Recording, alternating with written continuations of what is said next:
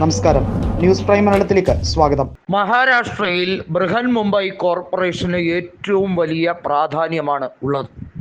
ഒരുപക്ഷെ മഹാരാഷ്ട്രയിലെ എല്ലാ പൊളിറ്റിക്കൽ പാർട്ടീസും ബൃഹൻ മുംബൈ കോർപ്പറേഷനിലെ ഒരു വാർഡെങ്കിലും ജയിക്കാൻ ആഗ്രഹിക്കുന്നവരാണ്. അവിടെയാണ് തെരഞ്ഞെടുപ്പ് നടക്കാനിരിക്കുന്നത്. വർഷങ്ങളോളമായി അത് നീട്ടിവെച്ചുകൊണ്ടുള്ള പൊളിറ്റിക്കൽ അജണ്ട അവിടെ സെറ്റ് ചെയ്യാൻ തുടങ്ങിയിട്ട് കാലം കുറയായി. അതിന് കൃത്യമായ കാരണവുമുണ്ട്. ബൃഹൻ മുംബൈ കോർപ്പറേഷൻ ഭരിച്ചുകൊണ്ടിരുന്ന ശിവസേനയാണ്. ശിവസേനയുടെ പിളർപ്പിന് ശേഷം ഉദ്ധവ് വിഭാഗം കൗൺസിലർമാരും അതുപോലെ തന്നെ ഏകനാഥ് ഷിൻഡെയുടെ നേതൃത്വത്തിലുള്ള കൗൺസിലർമാരും തമ്മിൽ എതിരഭിപ്രായമുണ്ടായി. അവിടെ ഭൂരിപക്ഷം നഷ്ടപ്പെടുന്ന രീതിയിലേക്ക് കാര്യങ്ങൾ എത്തി. എന്നാൽ അവിടുത്തെ സ്ഥിതിഗതികൾ വിലയിരുത്തുമ്പോൾ ബൃഹൻ മുംബൈയിൽ ഏറ്റവും വലിയ ഒറ്റകക്ഷിയാകാൻ സാധ്യത ഉദ്ധവ് വിഭാഗം തന്നെയാണ്.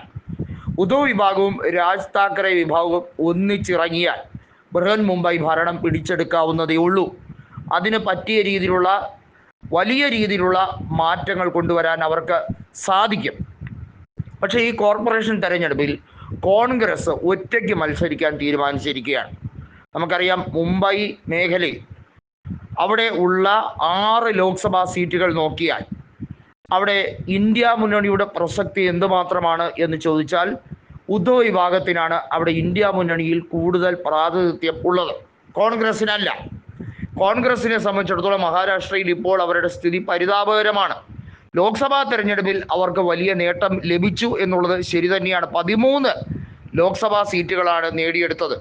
BJPക്ക് പോലും 9 ലോക്സഭാ സീറ്റുകളെ മഹാരാഷ്ട്രയിൽ നിന്നും വിജയിച്ച് നേടാൻ കഴിഞ്ഞുള്ളൂ.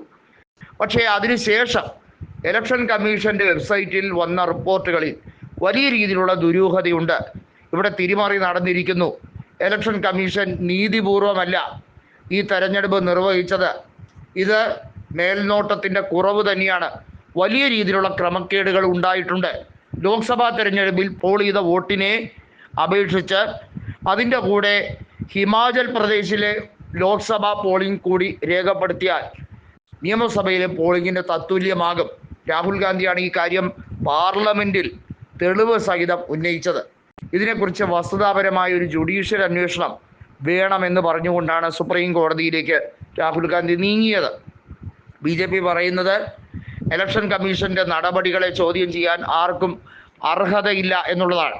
BJP എന്തുകൊണ്ടാണ് സ്വയം ഇങ്ങനെ പ്രതിരോധത്തിലാകുന്നത്? ഇത്തരത്തിലുള്ള നിരവധി ചോദ്യങ്ങൾ നിലനിൽക്കുകയാണ്.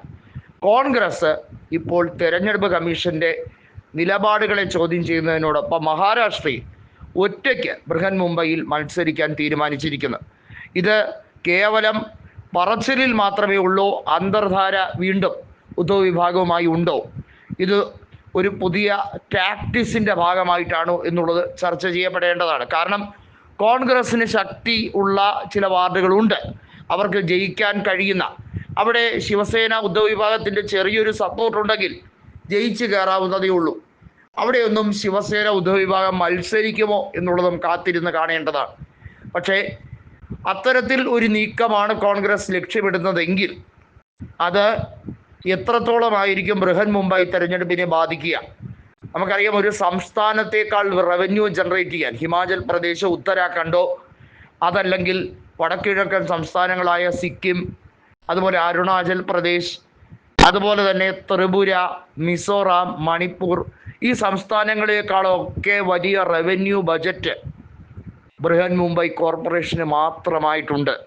അതായത് ഒരു സംസ്ഥാനത്തിനേക്കാൾ പ്രാതിനിധ്യമുണ്ട് ഒരു കോർപ്പറേഷൻ തെരഞ്ഞെടുപ്പിൽ എന്ന് കാണിക്കുന്ന ഇന്ത്യയിലെ തന്നെ ഏറ്റവും വലിയ കോർപ്പറേഷൻ അത് ബൃഹൻ മുംബൈ കോർപ്പറേഷനാണ്. അവിടെ നടക്കുന്ന തെരഞ്ഞെടുപ്പിന് അത്രയേറെ പ്രാധാന്യമുണ്ട്. അവിടെയാണ് കോൺഗ്രസ് തനിച്ച് മത്സരിക്കാം എന്നൊരു ധീരോദാത്തമായ നിലപാടെടുക്കുന്നത്. ഈ നിലപാട് ഉദ്ധവ് താക്കറെ കൂടി അറിഞ്ഞുകൊണ്ട് തന്നെയാണോ? സഞ്ജയ് റാവത്ത് ഉദ്ധവ് താക്കറെയും എടുക്കുന്ന നിലപാടുകളുടെ അടിസ്ഥാനത്തിലാണോ എന്നതുകൂടി വ്യക്തമാകേണ്ടതുണ്ട്.